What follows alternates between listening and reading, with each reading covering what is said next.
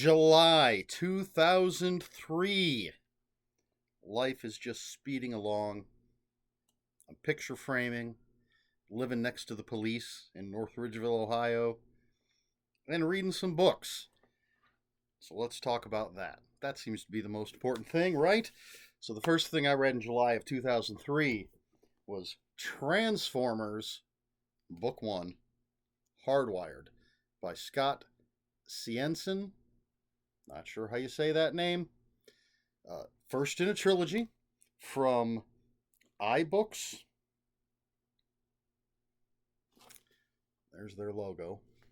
Anyway, this is based on the Generation 1. I think that's what they were calling them, Transformers, in the what was at the time the new comic book series. And in this, basically, the Autobots and the Decepticons been at war for hundreds of years, decades. What does it say? Anyway, that war eventually comes to Earth, but then there's an alien invasion, and the Autobots and Decepticons have to work together with the humans to fight off this alien invasion. I'm not a giant Transformers fan.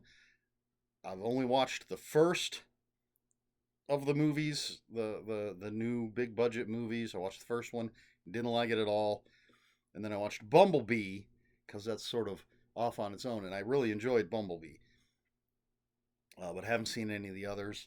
And I was a little too old. I've seen the cartoon, but I was a little too old for it at the time. But the toys were cool. I've read some of the comics, um, and this is pretty adult. It gets pretty gory. There's some sexy stuff in it. But Transformers Hardwired, Transformers Book 1 by Scott Ciensen, or however you say his name. It's the first book I read in July of 2003. The second book was Dark Kingdoms by Richard Lee Byers, and this is actually a trilogy all in one volume. It's based on Wraith the Oblivion from White Wolf Publishing, part of their whole World of Darkness role-playing game stuff, where the main characters are all ghosts, essentially. And this is 3 books in the Dark Kingdoms trilogy, and basically, something's threatening the world, and some dead people have to try and stop it. There's a disgraced FBI agent, and the Marquis of Montrose, I believe is what it said in the description I read. Wraith, interesting enough, not my favorite in the World of Darkness stuff, but Dark Kingdoms by Richard Lee Byers. Then we have Mary Jane by Judith O'Brien. This is a young adult book about Mary Jane Watson from Marvel Comics, the sometimes wife of Peter Parker / Spider-Man. This is really taking a lot of liberties with the characters. It takes place in high school, where Mary Jane and Peter are friends. And I don't believe they met in the comics. I don't think they met until he was out of high school. Not 100% sure on the timeline, but his aunt kept threatening to fix them up for a long time. But I think he was in college when they finally met. But anyway, so this is, they're in high school, they're friends. He gets bitten by a radioactive spider. She's dealing with her parents' divorce and her love of ballet, and she has an eating disorder. And there's an energy drink created by Norman Osborn that they're trying to figure out what it's made of. It's all sorts of stuff going on, but really it's the story of a teenage girl in this superhero world and the things that she's dealing with. There is a sequel that I never read, so that could tell you what I thought of this. I'm sure it was okay for what it was. Next up, we have Ice Hunt by James Rollins. And in this, down in the polar ice cap, the Russians, let's see, does it say how long ago? I don't know. The Russians had Ice Station Grendel, where they were performing experiments and things. It's been isolated for years. And then an American undersea research vessel, the Polar Sentinel, has pulled too close, and a crew member has seen something alive inside. So, your usual Rollins rollicking adventure story.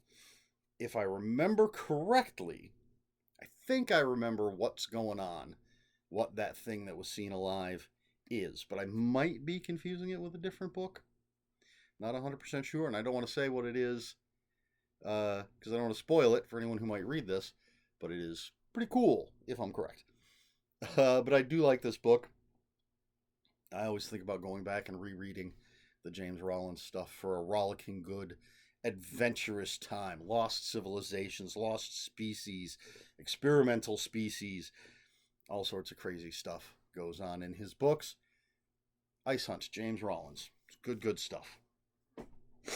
Excuse me. Next up, Angels, Impressions by Dorana Durgan.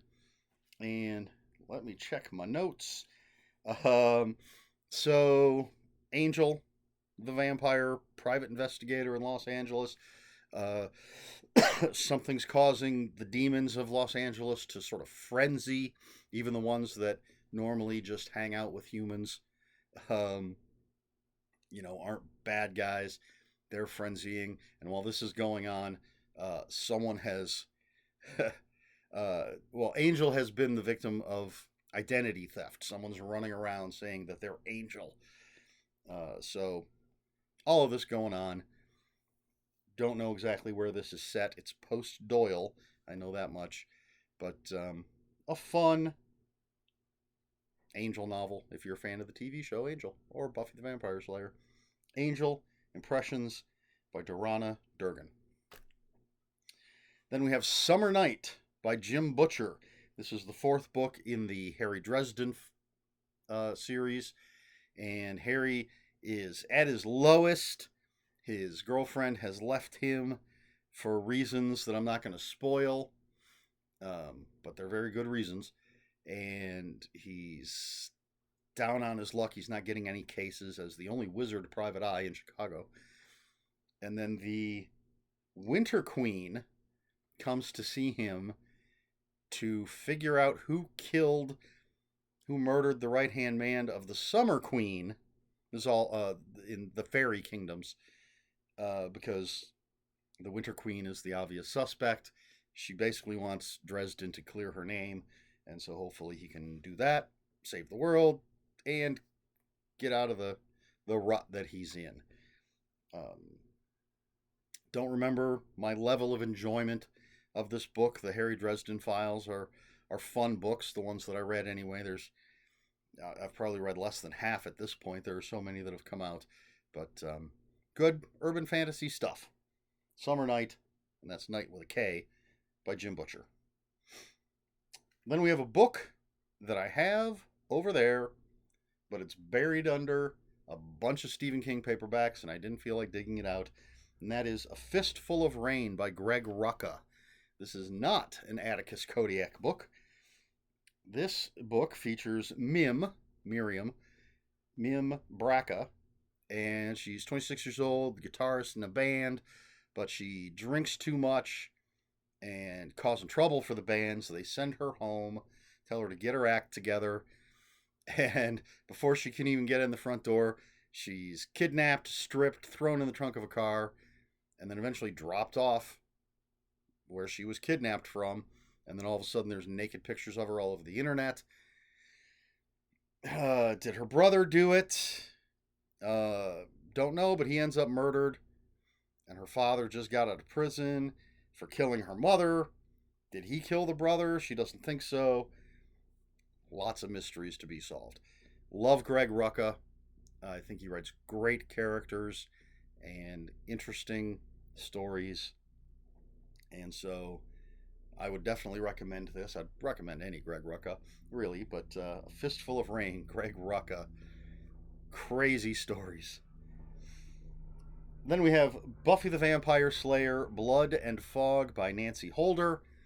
and I think the tagline on the cover says it all, although I don't remember it word for word, but basically it's Buffy versus Jack the Ripper. So we learn that back in the day, Spike and Drusilla had to team up with the current Slayer at the time to take on Jack the Ripper over in England in Whitechapel. Um, Cut to modern day, it appears that Jack the Ripper is back, and Spike and Buffy have to stop him. This takes place in season 6. So Spike is in love with Buffy.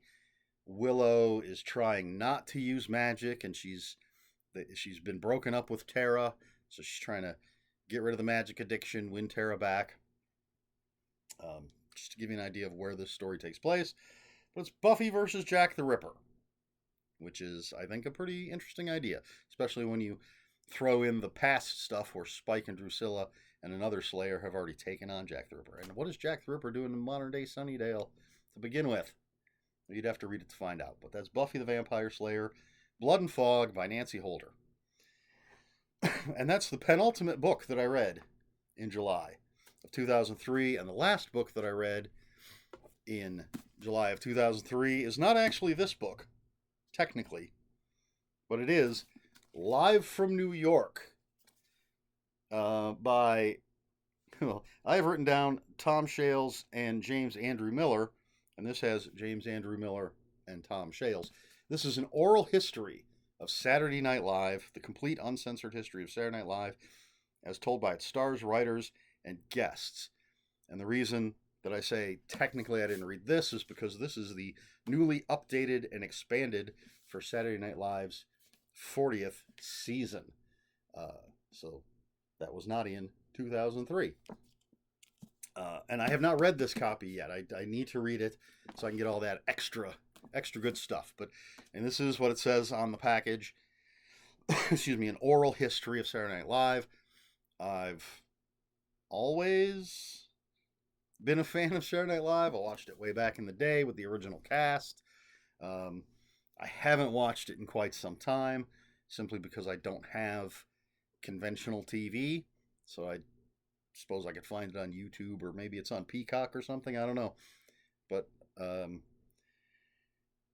always been a Weekend Update, always been my favorite part. Although sometimes they've had some bad Weekend Update hosts. Colin, whatever his name was, I thought was terrible, but I loved Norm Macdonald and Amy Poehler and Tina Fey, and well, I'm not going to name them all.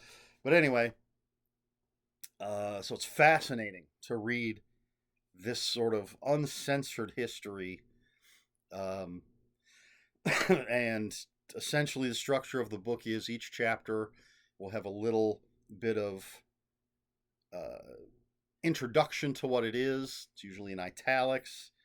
And then everything after that is just direct quotes from people. And some are just a few sentences. Some are pages long.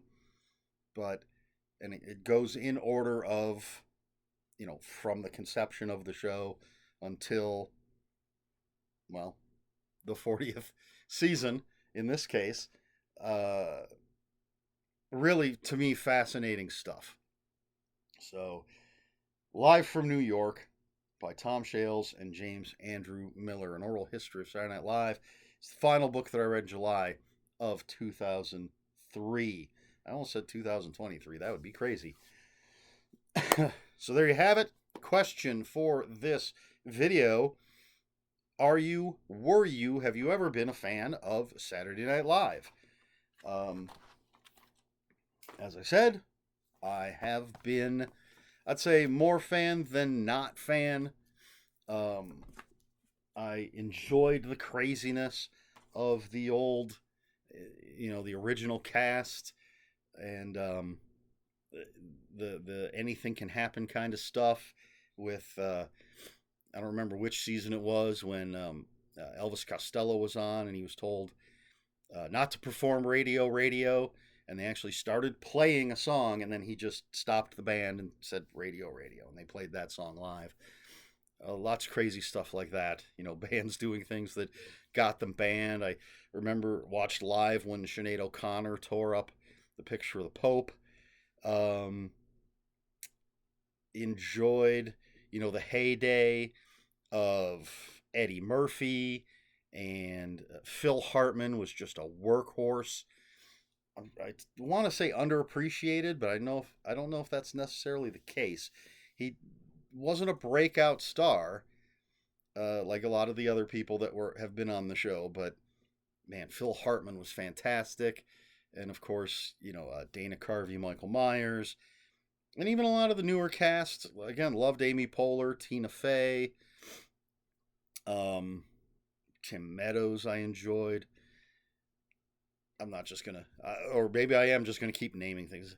Uh, there have been some horrible seasons and some horrible episodes and some horrible sketches, but it, I think, not having seen it recently, that the hits are bigger than the misses.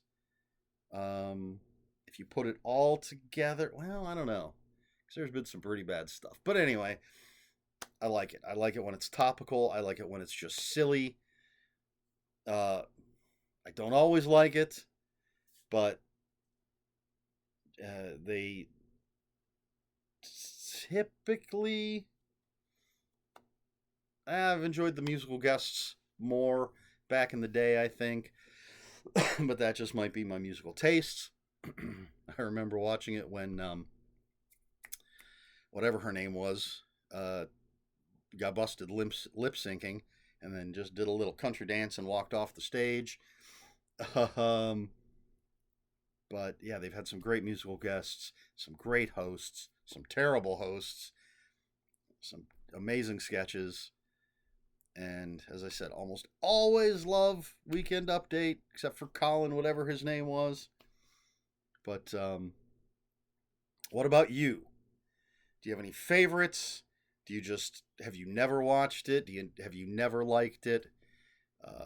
Am I missing out by not watching it nowadays? Are there like some breakout stars?